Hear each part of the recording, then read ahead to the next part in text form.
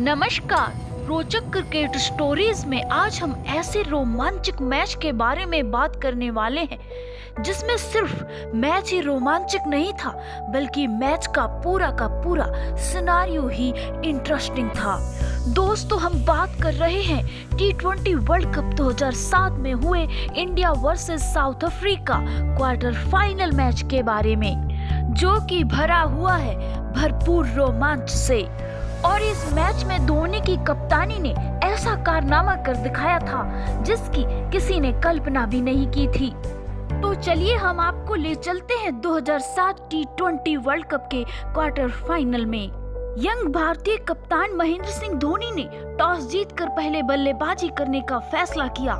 आगे बढ़ने से पहले हम इस मैच की इम्पोर्टेंस समझाते हैं। ये मुकाबला जीतना भारत के लिए सेमीफाइनल में पहुंचने के लिए बेहद जरूरी था। वहीं साउथ अफ्रीका के लिए जीत जरूरी नहीं थी, बस जरूरी थी वो थी रन रेट, जो कि भारत से बेहतर होनी चाहिए थी। लेकिन भारत के लिए जीत और रन रेट दोनों ही मायने रखती थी। मैच शुरू हुआ, सहवाग और गंभीर ओपनिंग करने आए और पहले 3 ओवर तो ये दोनों अच्छा खेले, लेकिन 32 रन पर गौतम गंभीर ने अपना विकेट गवा दिया। यही बस नहीं, अगली ही गेंद पर अभी आए दिनेश कार्तिक बिना खाता खोले आउट हो गए। यही बस नहीं, 1 रन बाद सहवाग भी विकेट के पीछे कैच आउट हो गए। सहवाग के आउट होते ही भारत को तीसरा तगड़ा झटका लग चुका था, क्योंकि भारत का स्कोर था 5 ओवर में मात्र 23 रन और 3 विकेट। ठीक इसके बाद साउथ अफ्रीका के दर्शकों में शोर था और भारतीय दर्शकों में सन्नाटा छा गया था। अब क्रीज पर आए यंग रॉबिन उथप्पा और यंग रोहित शर्मा, जिन्होंने कुछ अच्छे शॉट लगाकर पारी को संभाला, लेकिन भारत का स्कोर 10 ओवर में अभी भी था मात्र 57 रन, जो कि T20 के हिसाब से बहुत कम था। अभी पारी कुछ संभली ही थी कि रॉबिन उथप्पा भी रन रेट बढ़ाने के चक्कर में कैच दे बैठे और अब आया एक शेर जिसका नाम था महेंद्र सिंह धोनी। धोनी ने साउथ अफ्रीका के बॉलर्स को इतना मारा, इतना धोया, जिससे जल्द ही उनकी और उनके क्राउड की उम्मीदों पर पानी फिरता दिखाई देने लगा। धोनी के छक्के चौकों की बदौलत भारत 16 ओवर में 100 के पार पहुंच चुका था। दूसरी ओर रोहित शर्मा भी धोनी का बढ़िया साथ दे रहे थे। तभी धोनी 33 गेंदों में ताबड़तोड़ 45 रन बनाकर रन आउट हो गए, लेकिन तब तक धोनी ने अपना काम बखूबी कर दिया था। लेकिन अभी भी दूसरी ओर रोहित शर्मा अपनी जिम्मेदारी निभा रहे थे और उन्होंने भी एक शानदार अर्धशतकीय पारी खेली और इन दोनों ने मिलकर भारत को एक सम्मानजनक स्कोर तक पहुंचा दिया था।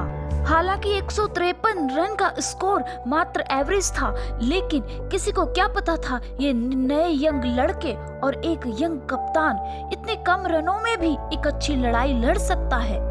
वहीं साउथ अफ्रीका अपना रन रेट कवर करने के लिए खेल रही थी, क्योंकि अगर साउथ अफ्रीका का रन रेट भारतीय टीम से ज्यादा हो जाता तो भले भारत ये मैच जीत जाता, फिर भी भारत वर्ल्ड कप से बाहर होता और साउथ अफ्रीका सेमीफाइनल में आसानी से पहुंच जाती। लेकिन धोनी ने ऐसी शानदार कप्तानी कर दिखाई जिसकी किसी को उम्मीद नहीं थी। उन्होंने दूसरा ही ओवर RP सिंह को दिया। RP सिंह ने भी धोनी को निराश नहीं किया और अपने पहले ही ओवर में साउथ अफ्रीका के 2 विकेट झटक लिए। अब तो सबकी धड़कनें और भी ज्यादा तेज होने लगी थी। साउथ अफ्रीका का स्कोर 12 पर 2 विकेट हो चुका था। अब साउथ अफ्रीका की ओर से बल्लेबाजी करने आए दुनिया के महान 360 डिग्री प्लेयर AB डिविलियर्स, जो अभी भी भारत के लिए बड़ा खतरा थे। डिविलियर्स के आगे था अपने समय का सबसे खतरनाक भारत का बॉलर S श्रीशांत, जिसने डिविलियर्स को अपनी एक गेंद में फंसा लिया और LBW आउट कर दिया। इसके बाद रोहित शर्मा के एक शानदार थ्रो ने साउथ अफ्रीका को चारों खाने चित कर दिया। अब भारत की सेमीफाइनल में पहुंचने की उम्मीद फिर से जाग गई थी। साउथ अफ्रीका के 4 विकेट गिरने के बाद भी LB मॉर्कर और मार्क बाउचर ने एक बढ़िया साझेदारी की और दोनों ने 36 रनों की छोटी मगर मोटी पारियां खेली। लेकिन रिक्वायर्ड रन रेट बहुत बढ़ता चला गया, क्योंकि इन्होंने बल्लेबाजी बहुत धीमी की थी। फिर कहानी में आता है एक और ट्विस्ट, जब श्रीशांत की एक गेंद पर एलबी मॉर्कर बोल्ड हो गए। यहाँ से ऐसा लग रहा था कि कहीं आने वाले बल्लेबाजों ने फिर से रन रेट को पूरा कर लिया तो भारत वर्ल्ड कप से बाहर ना हो जाए। पर इसके बाद मार्क बाउचर भी आउट हो गए और अब भारतीयों के सांस में सांस आई। इसके बाद आई भज्जी की फिरकी ने अपना कमाल दिखाना शुरू किया। साउथ अफ्रीका 18 ओवर्स में 109 रन पर 8 विकेट खो चुकी थी। हालांकि साउथ अफ्रीका ये मुकाबला हारने वाली थी, पर उसकी सेमीफाइनल में पहुंचने की उम्मीद अभी बाकी थी, क्योंकि उनके पास लास्ट ओवर बचा था। उन्हें क्वालिफाई करने के लिए 6 गेंदों में 13 रन बनाने थे, पर हरभजन के आगे ये 13 रन भी पहाड़ लगने लगे। हरभजन ने पहली 4 गेंदों में 1 रन देकर 1 विकेट हासिल कर लिया था। अब आ चुकी थी मैच की वो रोमांचक घड़ी, सांसें थाम देने वाली घड़ी। और अब अंतिम 2 गेंदों में साउथ अफ्रीका को 2 छक्कों की दरकार थी, क्योंकि भारतीय टीम को किसी भी कीमत पर ये गेंद पर छक्का नहीं लगने देना था। अब हरभजन अंतिम ओवर की 5वीं गेंद लेकर आगे बढ़े, जिससे साउथ अफ्रीका के बैट्समैन बीट कर गए। इसी के साथ साउथ अफ्रीका की पूरी उम्मीदें खत्म हो चुकी थी, क्योंकि एक गेंद पर साउथ अफ्रीका को 12 रन बनाने थे।